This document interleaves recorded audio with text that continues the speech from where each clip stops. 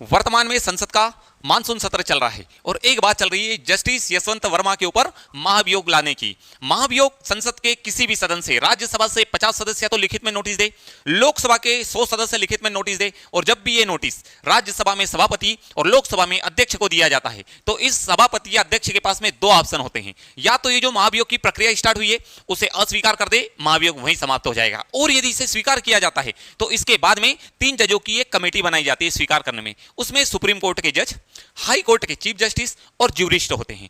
जब ये इनके ऊपर जो आरोप निर्धारित किए गए हैं उनकी जांच करती है। जैसे भी इसको जांच किया जाता है और आरोप निर्धारित है वो सही पाए जाते हैं तो उसकी एक जज को जो कॉपी होती है वो जज को लिखित में डिफेंस दायर की जाती है। साथ ही इसकी जो रिपोर्ट होती है वो फाइनल रिपोर्ट लोकसभा में अध्यक्ष को, राज्यसभा में सभापति को सौंपी जाती है। इसके बाद इसी रिपोर्ट को संसद में बहस के लिए किया जाता है। जितने भी सदस्य उपस्थित होते हैं उनका बहुमत हो या फिर 2/3 सदस्य हो, उनकी वोटिंग की जाती है और जैसे भी यहां से पारित होती है प्रस्ताव पास हो जाता है। प्रस्ताव पास होने के बाद में इसे राष्ट्रपति के समक्ष रखा जाता है और जब भी यह प्रक्रिया पूरी कंप्लीट होने के बाद में राष्ट्रपति के समक्ष चले जाती है तो राष्ट्रपति अपने हस्ताक्षर करने के बाद में वो भले सुप्रीम कोर्ट के सीजेआई हो, वहां के जज हो, हाई कोर्ट के सीजेआई हो, वहां के जज हो, इनके ऊपर जो महाभियोग की प्रक्रिया शुरुआत की गई थी इसे पूरा माना जाता है और जिनके ऊपर भी ये महाभियोग लाया गया है उन्हें अपने पद से इस्तीफा देना पड़ता है। यही एक महाभियोग की पूरी प्रक्रिया।